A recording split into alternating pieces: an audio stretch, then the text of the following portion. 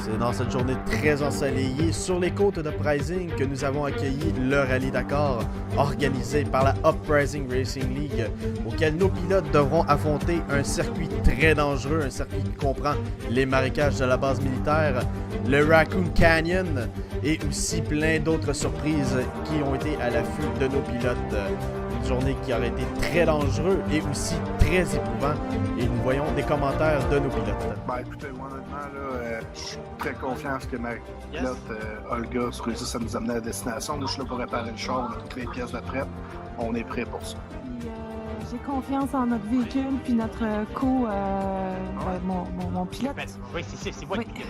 Oui, c'est ça. Je l'ai calé direct, je l'ai choisi. Selon de ce que je peux voir, ça va être surtout une course d'endurance, donc ce sera pas nécessairement d'aller le plus vite possible, mais bien d'y aller le plus...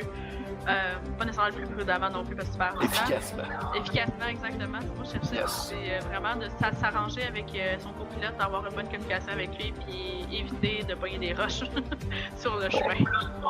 Déjà bonjour à tous. Le trajet, le début est facile. Une fois qu'on va passer le pont pour l'eau, ça va commencer à devenir compliqué. Grippé, non. Il glisse beaucoup de l'arrière. Maintenant, il a un très mauvais freinage, mais une fois qu'on est habitué avec, ça va. Et nous avons déjà pu voir qu'il y a eu de la difficulté dès le départ avec Jack Napier qui a déjà été rattrapé par Luigi. Mais malgré tout, les deux Trophy Talk ont pu quand même livrer une chaude bataille jusqu'à la fin de la course.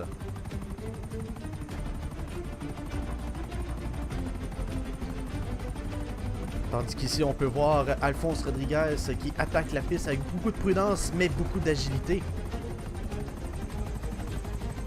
Tandis que Louis, à bord de sa Mesa, a eu déjà de la difficulté à vouloir se retrouver sur la piste et qui a été vite dépassé par Jason Manson à bord de son Trophy Truck.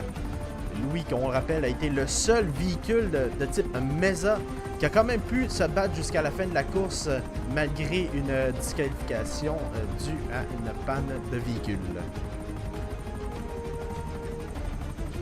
Et Jason, de son côté, a dû avoir une pénalité de 30 secondes due à un non-respect du trajet, mais il a quand même pu finir la course sur une excellente performance. Et aussi, petite mention au pilote d'hélicoptère qui a lui-même dû bravir les montagnes pour essayer d'avoir les meilleures images possibles. Et le Canyon qui semble avoir fait une autre victime avec Jack Napier qui a dû abandonner son véhicule après un lourd accident. Et finalement, nos pilotes ont pu s'attaquer à la dernière ligne droite avec la route longeant le haut du lac de Sandy Shore.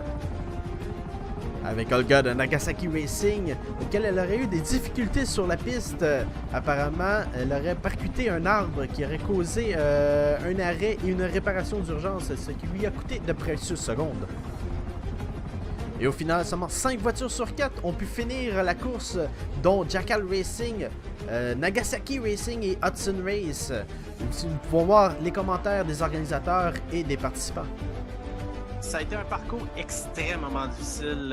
On parle vraiment de sillonnement du canyon des Raccoons. On parle aussi de terre, de flanc des montagnes. On parle aussi de vraiment route quasi désertique.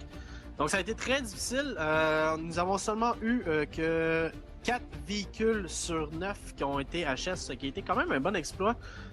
Puis on est vraiment très fiers du résultat. C'est quand même une course très difficile et on espère vraiment que cette édition reviendra. Très très bien. Quand même difficile, mais je l'avais pratiqué 2 fois. C'était vraiment super le fun comme trajet. On a découvert des très belles places que j'avais jamais vues avant. C'est l'autre avantage de ces courses-là. Là.